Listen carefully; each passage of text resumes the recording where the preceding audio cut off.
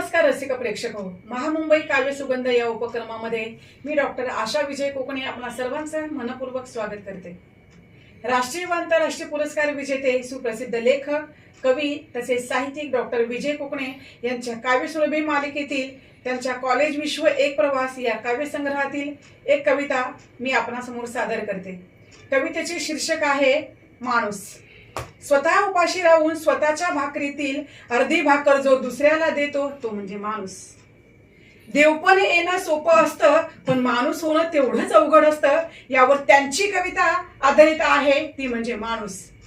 माणुसकीच्या युद्धामध्ये जो एकटाच राहिला होता, माणुसकीच्या युद्धामध्ये जो एकटाच राहिला होता, सिमेंटच्या जंगलामध्ये मी एक माणूस पाहिला होता, मी एक माणूस पाहिला होता।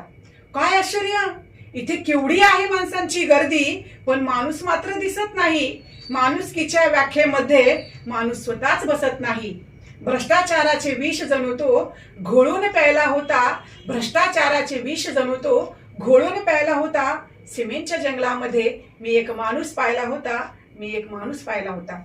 जिथं माणूसच माणसाला नकोसा झालाय, जिथं माणूसच माणसाला नकोसा झालाय, तिथं प्राण्यांना दोष देण्यात अर्थ काय?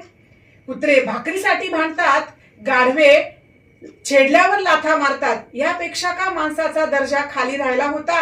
सिमेंटच्या जंगलामध्ये मी एक माणूस पाहिला होता, जो माणुसकीच्या युद्धामध्ये एकटाच राहिला होता, जो माणुसकीच्या युद्धामध्ये एकटाच राहिला होता। जिथं सगळेच ओढतात पाय, तिथं लढण्यात अर्थच काय? जिथं सगळेच ओढतात पाय, तिथं लढण्यात अर्थच काय? तिथं माणसाला माणुसकीचा अर्थ कळला नाही, संप्रदायाचा कसाट्यात जो अडकून राहिला होता। सिमेंटच्या जंगलामध्ये मी एक माणूस पाहिला होता, जो माणुसकीच्या युद्धामध्ये एकटाच राहिला होता, जो माणुसकीच्या युद्धामध्ये एकटाच राहिला होता। धन्यवाद।